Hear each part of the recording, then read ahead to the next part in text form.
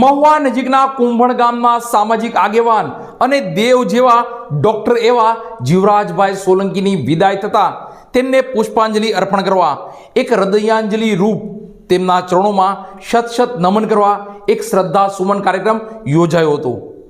કારણ કે એમણે ખૂબ સારી સેવા કરી અને લોકોના હૃદયમાં સ્થાન મેળવ્યું છે, એટલે એમના માટે હૃદયસ્થ શબ્દ ખૂબ સારો લાગે। કારણ કે માણસનો જન્મ નક્કી હોય છે, એમ સાથે સાથે મૃત્યુ પણ નક્કી હોય છે। જન્મ અને મૃત્યુ વચ્ચેનો જે સમય છે એ દરેક માણસે જીવી લેવાનો હોય છે। એમાં આદરણીય ડૉક્ટર જીવરાજભાઈ સોલંકી સાહેબ કે જેમણે 30 વર્ષ સુધી કોળી જ્ઞાતિના પ્રમુખ તરીકે તો ખૂબ સારી સેવા આપી છે, પણ સાથે સાથે એક વૈદ, એક તબીબ તરીકે, એક ડોક્ટર તરીકે લોકોની નાડ પારખીને સાથે લોકો સાથે ખૂબ લાગણીથી, સરળતાથી, નિરાભિક અને ખૂબ સરસ રીતે દરેક દર્દીઓના હૃદયમાં એમણે સ્થાન મેળવ્યું છે। સાથે સાથે આજથી જ્યારે એણે 35-40 વર્ષ પહેલા પ્રેક્ટિસ શરૂ કરી ત્યારે સંસાધનો વૈજ્ઞાનિક રીતે ખૂબ ઓછા હતા અને આટલા પરગણામાં કદાચ ડોક્ટરો પણ ખૂબ ઓછા હતા। ત્યારે દર્દીનો ભરોસો લઈ અમે બધા, હું પણ એક ડોક્ટર છું, પણ અમે બધા જ ડોક્ટરો જ્યારે ડિગ્રી લઈને લોકોની વચ્ચે ઉપસ્થિત થઈએ છીએ ત્યારે ડિગ્રી માત્ર કાગળિયું હોય છે, આ કાગળ જ છે। પછી આઈએએસ હોય, ડોક્ટર હોય કે સીએ હોય કે વકીલ હોય, માત્ર ડિગ્રી કાગળ છે। તો એ કાગળ લઈ અને ડિગ્રી લઈને અમે જ્યારે લોકોની વચ્ચે ઉપસ્થિત થાય છે ત્યારે તમે બધાએ મૂકેલા ભરોસાએ, તમે બધાએ મૂકેલા વિશ્વાસને કારણે અમે સારા એક ડાક્ટર બની શક્યા હોઈએ, સારા એક વૈદ્ય બની શક્યા હોઈએ। સાહેબ આયુર્વેદિક ડોક્ટર થઈ, વૈદ્ય બની અને ખૂબ સારી રીતે એક દર્દીને નારાયણ સમજી, દર્દી નારાયણની ભાવના સાથે ખૂબ સારી સેવા કરી।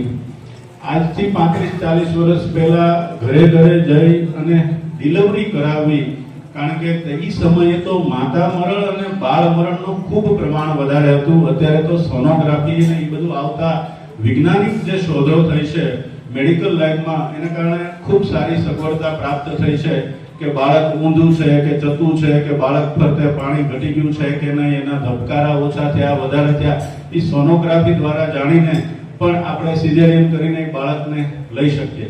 35-40 વર્ષ પહેલાનો સમય એવો હતો કે લોકો મોટા ભાગે ઘેરે ડિલિવરી કરતા હતા અને એમાંય સાહેબે ઘરે ઘરે જઈને રાત્રે 2-3 વાગે, એમાં અમારો કુંભણ વિસ્તાર એટલે ચારે બાજુ નદી, જો 5 ઇંચ વરસાદ પડી જાય તો કુંભણથી કદાચ ડિલિવરી કરાવવા માટે બેન દીકરીને લઈ જવી હોય તો એ શક્ય નહોતું। તો આવા સમયે સાહેબે રાત્રે ખૂબ સારો પરિશ્રમ કરી અને ખૂબ સારી સેવા કરી છે।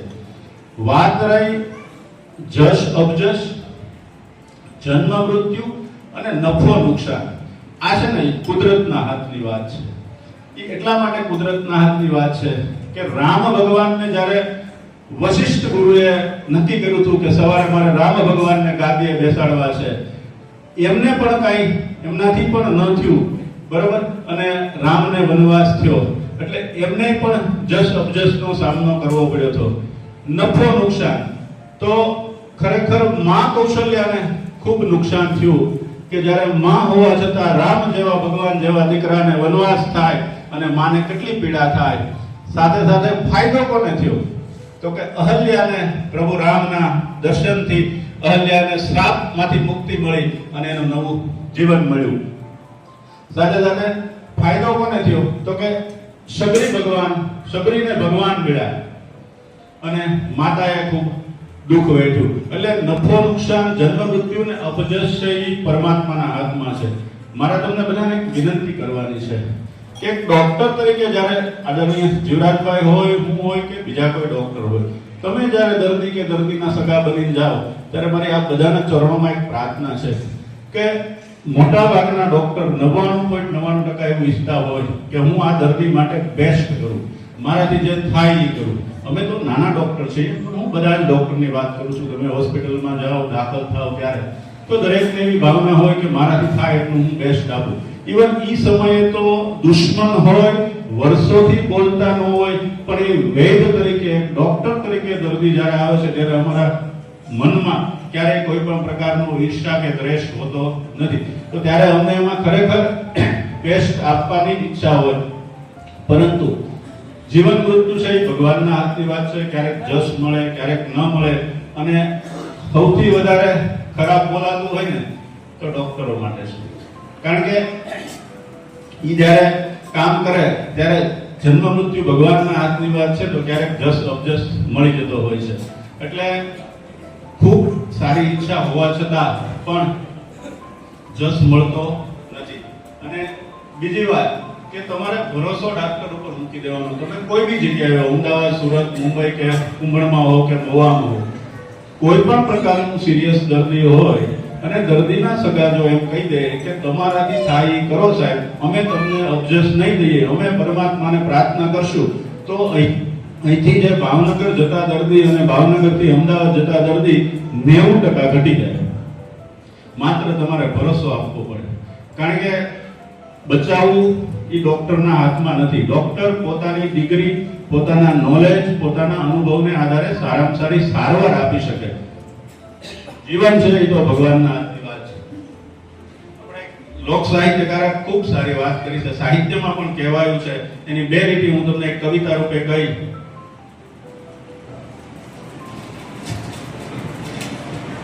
क्या भरोसा है जिंदगी का, साथ देख नहीं है किसी का, क्या भरोसा है जिंदगी का, हम रहे ना रहे ये दुनिया रहेगी, हम रहे ना रहे ये दुनिया रहेगी, हमारी दास्तान ये दुनिया कहेगी.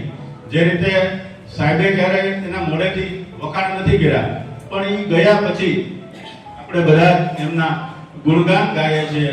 કારણ કે આપણા સનાતન ધર્મ એક જ એવું છે કે જેમાં માણસનું જીવન હોય ત્યાં સુધી અને માણસના મૃત્યુ પછી, એટલે કે આપણા સનાતન ધર્મમાં જે 16 સંસ્કાર આપેલા છે, એ સંસ્કારમાં 16મો સંસ્કાર જે છે પુનવન સંસ્કાર, ગર્ભ સંસ્કાર, લગ્ન વિવાહ એટલે કે વિવાહ સંસ્કાર થી લઈને છેલ્લું જે સંસ્કાર છે એ અંત્યેષ્ટિ સંસ્કાર, એટલે કે માણસના મૃત્યુ પછી પણ એની વિધિ કરવામાં આવે છે.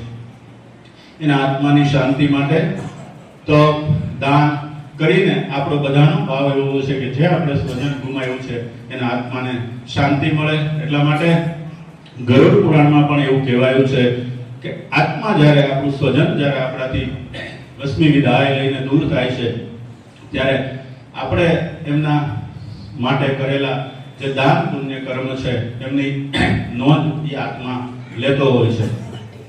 જે રીતે हमारी दास्तान ये दुनिया कहेगी, नाम रह जाएंगे आदमी का, क्या भरोसा है जिंदगी का. એટલે કે જન્મ અને મૃત્યુ વચ્ચે જે કરેલા કર્મો છે એ જ લોકો યાદ રાખતા હોય છે. એટલે ઘણીવાર આપણે સત્કર્મો દ્વારા, સાહેબે તો એક વૈદ એટલે કે ડોક્ટરની ડિગ્રી લીધી, સાથે સાથે 30 વર્ષ સુધી કોઈ જ્ઞાતિના પ્રમુખ તરીકે રહેવું ને એ ખૂબ અઘરું વાત છે. એટલા માટે કે માણસ નથી કહેતા કે ભાઈ બધાને સમજાવી શકો, નાયકને ન સમજાવી શકો. એમાં હું હોત આવી ગયો અને તમે હોત આવી ગયા, કારણ કે બધા જ સરખા ન હોય. ત્યારે સાહેબે નાના માણસની ચિંતા કરીને